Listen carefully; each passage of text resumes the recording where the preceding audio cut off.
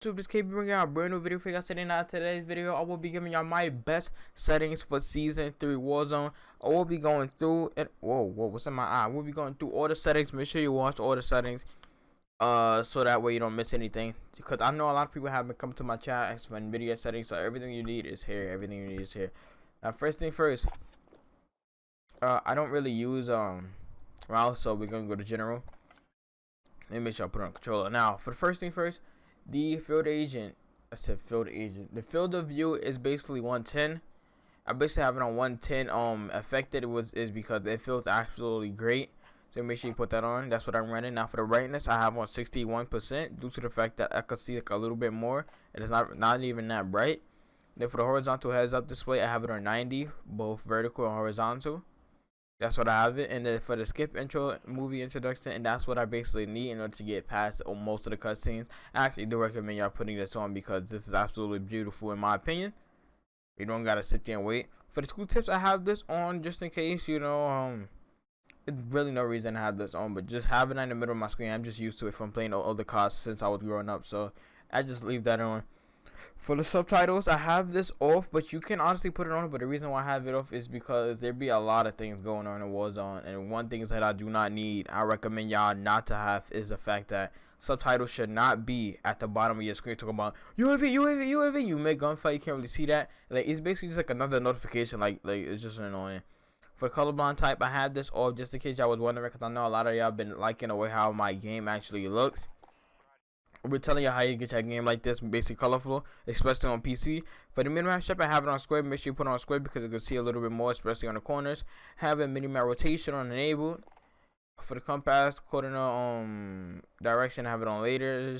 I don't know why I said it like that. For the texture, I have it on enabled. Propensity filter, I have it on enabled. This memory and gore effect, I have it on enabled. For FPS, I have it enabled. The rest of this, I have it disabled, except the widgets. Make sure you put this enable. And now for the graphics. Now I will be getting a brand new monitor soon, so probably next month. So I have this on full screen borderless. Also have this on my monitor. My video is 1660 super. My refresh rate is at 75. I will be getting it at 144 hertz. I have it on a render resolution of 100. For the aspect ratio, I have it on automatic.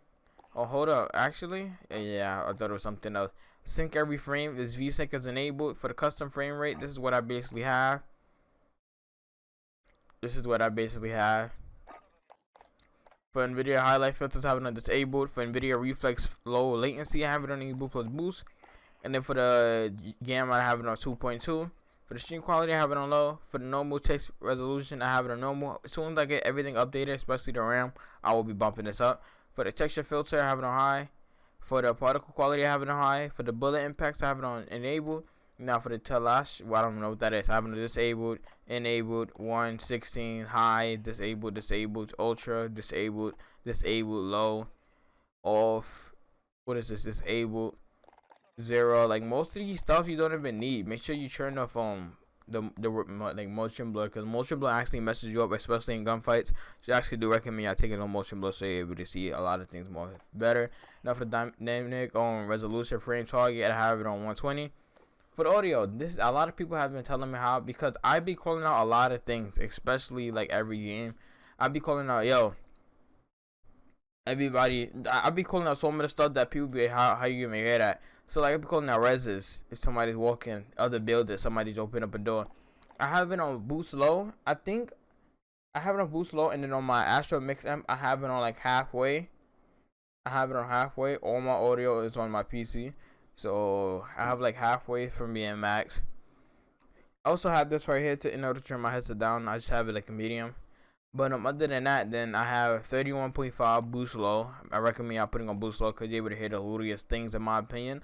That's why I use boost low. For the music volume, I have it on 0 because 0 is not it in my opinion.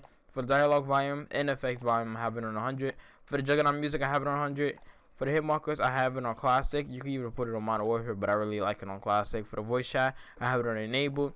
For the default system device, I have it on of course, I don't ever use this. Push to talk V 100 disabled. Basically, it makes no sense. Now, this is what everybody need to actually be focusing on, because I've been getting a lot of questions about my sensitivity, etc. Now I play on default flipped, and that's because I have a battle beaver. It's basically 2 buttons. I'm not sure if you can see it, but there's 2 black buttons like right here where I put my middle fingers at. Basically give me the option to slide and jump without having to click it with my right hand at all. So my right thumb at all. So I could just keep my fingers on, like I could basically just keep my fingers. Don't do that. Basically keep my fingers on the analog at all times. So stick layout default. I have this disabled. For the dead zone I have it on 0.04 because I absolutely like this. I have been like trying these settings out for a long time. So when I tell y'all these class setups are going to hit, not class setups, these settings going to hit, the settings are going to hit. Now I have it on 1111. That's because I feel like it's not too slow, not too fast. It's basically stable. But ADS sensitivity, I have it on 0.68, and then I have the high on 0.60. If you guys do come to my stream, follow me down below on Twitch. I'll be hitting crazy snipes. So 0.6 for a sniper, I feel like it's not even that bad. But dynamic, a lot of people have been asking, like, what aim response do you really want? The reserve S curving for dynamic is basically just make sure it's just about right. And I feel like y'all should just put on dynamic, in my opinion. Dynamic is absolutely it. If you need help, your aim is not even not good, make sure you put on linear. But other than that, dynamic is really it. And then I also have controller vibration disabled. I don't know why, but ever since I turned up controller vibration, I actually have been hitting. Make sure you put on the aim assist standard. For the skill aim FOV, skill aim assist FOV, make sure you put on disable too. Make sure you put that on disable. Yeah. Now for weapon mount activation, make sure you put on the ADS and melee. For the weapon mount movement, make sure you put on enabled. For the ADS behavior, I have it on hold, so that way when you press L1, you don't just aim. You have to press again and aim out. You basically just whatever you want to do, hold or not. Equipment behavior, have it on hold. I have it on contextual tap so I can be able to loot 8 times faster. Depleted ammo switch, basically one of the weirdest things in the game because at points you need it, at points you don't. So I honestly just don't know. Now for the armor plate behavior, make sure you put on apply one and not apply all, because dude sometimes we had to break out of it, like plating up, which is kind of crazy. For the slide behavior, I have on hold. Now the slide behavior is mainly because the slide cancel, etc. Now for the auto move forward, make sure you put on disabled. Now for the automatic tactical sprint, the automatic tactical sprint basically move forward while flicking your stick up. You don't really have to like run. You don't really have to run. You just have to move up, like flick your analog stick up. The vehicle camera sensor, make sure you put on enable for the cars. And then for the parachute auto deploy, make sure you put it off so you can be able to like swoop in and land faster. And then that is pretty much it. I will be giving y'all my skins and everything, the best skins to actually be running after the rogue skin gets nerfed. Well, after the nerf skin got nerfed. Well, it's crazy. But make sure you all leave a like, subscribe if you're new. Thank you for the resupporting the channel, my y'all. Enjoy your day. Hopefully everybody's good. Follow me down below on all my social medias. Peace.